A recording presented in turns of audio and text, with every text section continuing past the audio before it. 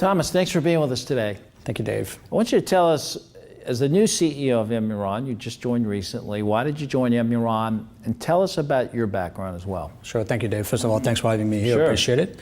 I spent 7 years at Pfizer in headquarters working on various commercial roles, commercial development, business development, both for worldwide functions and P&Ls as well.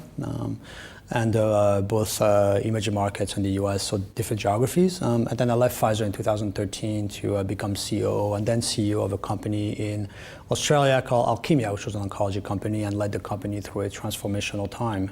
I joined Immuron, I think, for a few reasons. The first one is I want to take a couple seconds to acknowledge the science that's being done in Australia. I think it's very important that people recognize that even though it is a small market compared to the US, there's outstanding science done in Australia. And so as I was looking for my next company to join, Australia was definitely one of the areas that I wanted to, that I was actively looking at. I think second of all, as you know, we have a platform that derives a couple of products for us. One is a Phase II compound in fatty liver disease, which is probably one of the largest unmet need we have today, and a diarrhea product called Travelan that is generating cash flow for us. And so I think that platform, which I would call an immunomodulator platform that allows us to down-regulate or up-regulate the immune system to do what we want to do with our antibodies, is very attractive, very powerful.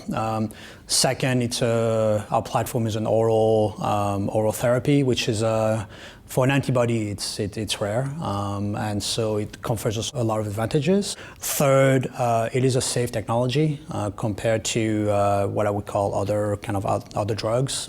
Fourth, I think I'm really teamed up with a board that is very aggressive and knows how to drive shareholder value, from really paying attention to your trials, to recruiting the right executives, to accessing the US capital markets, which you and I discuss is very important for a company like ours.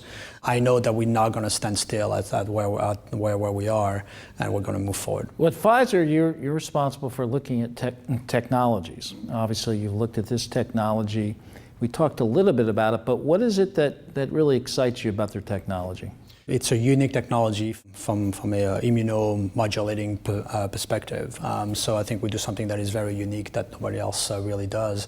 It's scalable, so we can target a lot of different diseases. We can come up with antibodies extremely quickly, and we have great data in other areas besides fatty liver disease. In diabetes, for example, we've got some good data on HbA1c, which is a marker of diabetes control, and so we are very excited about where this technology can really take us. And then Travelan is again derived from that technology as well, has a lot of potential. The traveler's diarrhea market is we estimate between $600 million to $1 billion market. It's a growing revenue stream for us, and we're going to be very aggressive in growing it. You just a $1 million contract signed in the US. You're doing about $1 million in Australia.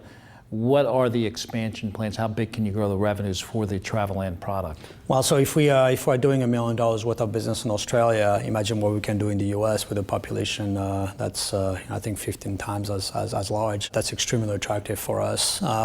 We have plans in China. We want to find a master distributor in China. We have other plans to enter geographic areas one after the other. So this is just the beginning of the Travelan story. So you have Travelan Australia, Travelan China, Travelan USA, Travelan Canada with a Paladin, for example. So yeah, it's going well. What are some of the milestones you hope to reach over the next 6 to 12 months? Now, again, you're in the Phase II clinical for fatty liver disease. There's 19 hospitals, like 12 are in the US, and as I understand, about 120 patients, correct? Correct, that's right, yeah. Okay, so talk to us more about what you want to accomplish both on the NASH technology and on the Travelan over the next 6 to 12 months, and any other corporate milestones that are important. Milestones as well. Yeah, I think let's start with the corporate milestones from the capital milestones. We're going to get our QB listing very shortly. We want to take full advantage of the U.S. capital market, so we're going to move ahead and get our try to move forward on our U.S. national exchange. So NASDAQ, okay. So we can get that done over the next several months. So on the clinical side, we aim to recruit our patients for our fatty liver disease trial by the end of Q1 2016. And we aim to end the trial with having the trial results by the end of 2016. So it's a near-term, very near-term results. From a Travelan perspective, we want to close. We want to sign up more distributors in the U.S. That's going very well, and also we also want to sign a deal in China as well. So I think those are some near-term milestones that investors can look forward to. Thomas, I look at other companies in phase 2 clinicals for fatty liver disease. I see much higher market caps than our current 35 million. How do you weigh that? How do you measure that?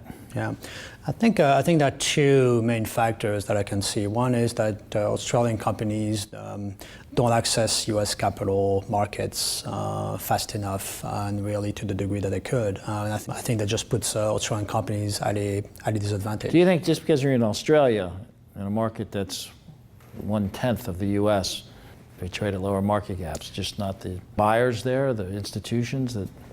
I think it's the fact that you just don't have the coverage and you just don't have the reach that you have when you're in the U.S. Your technology might be just as good, but if you don't have the eyes of the funds and the sophisticated investors in your largest market who really can understand your technology and see your potential and get that liquidity, it's very hard for those companies. As you can see the comps on the screen here, and you see the median market cap is 107 million. So there was a big discrepancy. I know, and that's one of the reasons why I came to Immuron, because I know that company is undervalued. If you look at our growing revenue stream that we have, if you look at the fact that we have a phase 2 trial in a fatty liver disease, and you see the valuations of those companies that have those types of trials, and you look at our platform, our technology, which is a platform that can be that we can leverage very quickly into other diseases. It's clear that we are undervalued, and for the savvy investors, there's an arbitrage opportunity, and I want to go out and tell them that there is. Well, very well said, Thomas. Thank you so much for being with us today. You're welcome, Dave. Thank you. Okay, we're now opening up the line for our Q&A session with Immuron. With us today, we have Thomas Leccard, CEO. Welcome, Thomas. Hi, Paul. How are you? Doing great, thanks. Doing well. We're happy to have you here. First question we have up is, can you talk a little bit about the recent outstanding results on C. difficile? Yeah, sure, of course. I think that a couple of points to cover here. First and foremost, it is another validation of our platform. We've had a few validations so far. Obviously, our NASH program, which is now in phase 2, with great phase 1 data, including efficacy data. Travelan, we are Traveler's diarrhea product, 90% efficacy rate in preventing traveler's diarrhea. Several peer-reviewed published papers on our mechanism of action in NASH and gut dysbiosis and traveler's diarrhea, colitis and diabetes. We also have obviously our NIH endorsement, which is funding our ASH trial, 100% funding our ASH trial. And then now we have our C. difficile preclinical test. So I think it's another, just to put it into context, just another validation of the outstanding strength of our platform. The results, the results were really terrific. We have got 3 mouse models, prevention model, treatment model, and recurrence model. All results were statistically significant across the board in all 3 models. And so potentially, this leads to really great differentiation for our therapy. Obviously, it's an oral therapy. It's not IV like Merck's products.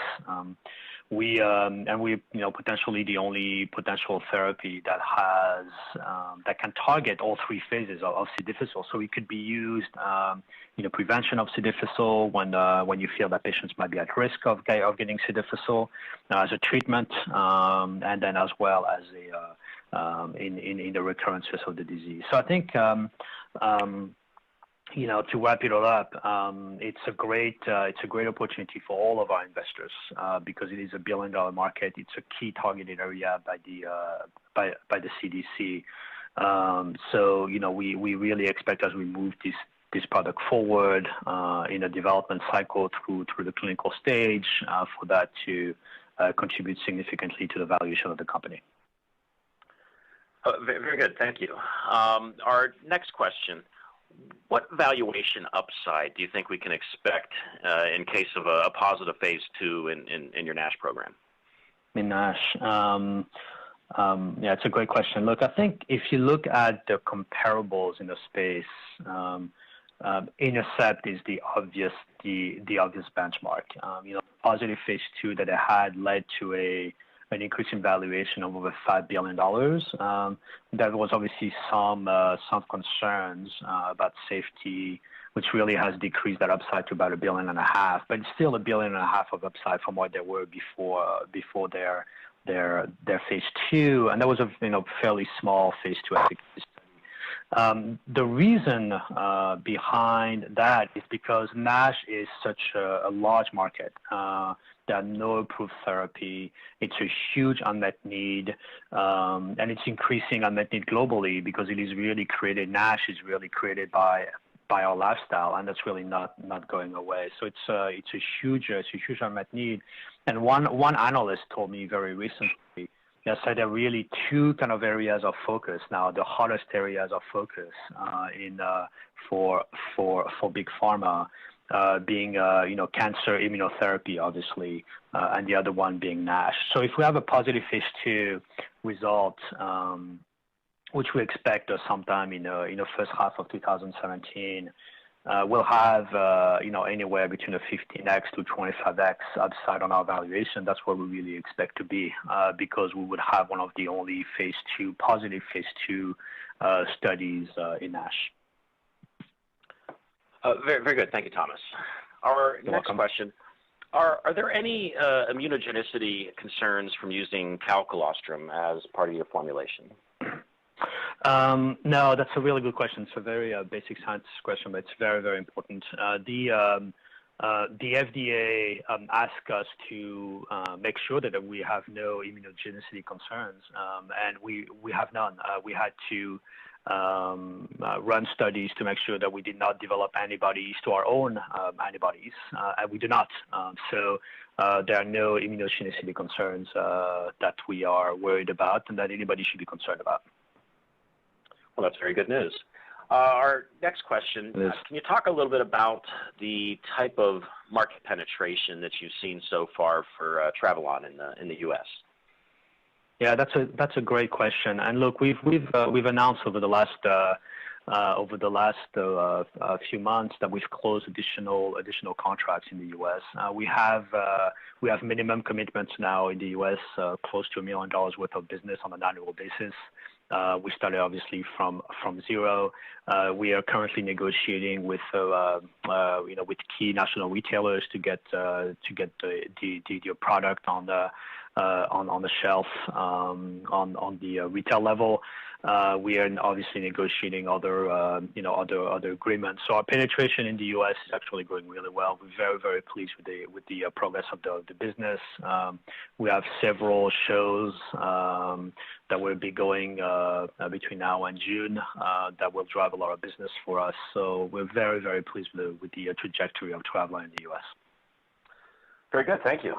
And our next question, can you talk a little bit about the competitive landscape in NASH as well as C. difficile? Yeah, great. I think starting with NASH, there is I think we're very, very well. I know we're very well positioned against our competitors in NASH. All of our NASH competitors have safety concerns and safety issues. Intercept, as I mentioned a couple of minutes ago, have pruritus issues, which is basically a clinical itching of the skin, which is pretty severe. And they have obviously LDL issues to the point that the FDA has asked us to run a phase 2 in combination with the statins. So we have none of those safety issues. So from that perspective, it really gives us a leg up in the market. The second piece of it is that most these NASH drugs will not be able to use in combination with one another. So if if they get to the market, if several drugs get to the market, Intercept's drug, Gilead's drug, and Genfit's drug will not be able to be used in combination. Those drugs are just too, their profile really does not allow them to really do that. That's not the case with our drug. We can be used in combination with any of those of the therapies. So it really puts us in a very, very unique competitive space where none of these other drugs will be able to be used in combination, where our drug will be able to be used in combination with these drugs. We will not interact with any of these drugs because we don't get into the bloodstream. Therefore, again, it puts us in a very unique competitive space. And because of these kind of safety efficacy profile of our competitors, we think they'll be very limited to a very severe portion of the patients, where because of our safety profile, we will not be limited to severe NASH patients. And so we not only are we looking at NASH obviously, but we're also looking at NAFLD, which is the patient population before NASH, which is even larger than NASH. So we are, I think, in a very, very unique position. And if our phase 2 results come out the way we think they're going to come out, then our valuation upside will be justified, not only because we are in the NASH space, but also because of our very unique competitive profile. And then you're welcome. Do I have a couple minutes to address Cilta-cel as well? Okay. Absolutely. From a Cilta-cel perspective, our competitive profile is also very unique in that we are an oral therapy, whereas all of the other ones, most of the ones that are currently further into the pipeline are not. Merck's drug is IV, for example. As I mentioned earlier on as well, we are capable of targeting every single phase of the disease. And to our knowledge, we are the only therapy in development or the only therapy approved that could potentially have that type of claims. Because we could be, as I said earlier on, used in patients who who are at risk for developing Cilta-cel. We could be administered in combination with vancomycin to prevent the recurrence of Cilta-cel. And then we could also obviously be used when you have an actual recurrence of Cilta-cel. So we're very we feel very, very good about our positioning. Very good. No, it sounds like a great position to be in, Thomas. And I guess we have just about a minute and a half or so left. In summary, you covered a lot of great information in the presentations and here on the Q&A. But in summary, what's the key takeaway investors should have about the Immuron story? Yeah, look, I think we are in a very, very unique space to drive a lot of valuations for our investors. We have a proven platform. We've now have several programs that have gone through the platform with flying colors. We are competing. We have very attractive drugs with very attractive competitive profiles in billion-dollar indications like NASH and Cilta-cel. We've been able to attract collaborations with leading institutions like the NIH, and we have a lot of good news coming up. We think over the next 18 months or so, including the continued penetration of Travelan in the U.S. We're working on new markets as well. We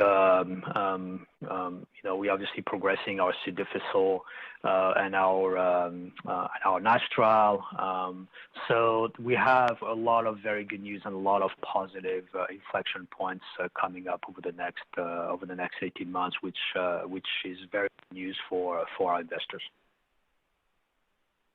Sounds like a lot of great things coming. And for our audience, we were just talking with Thomas Lecard, who is the CEO of Immuron. Again, the ticker symbol on the ASX is IMC. And you can learn more about Immuron right at redchip.com. And you can also sign up for news alerts on the company to stay abreast of the latest developments as they happen. So just visit redchip.com to do that.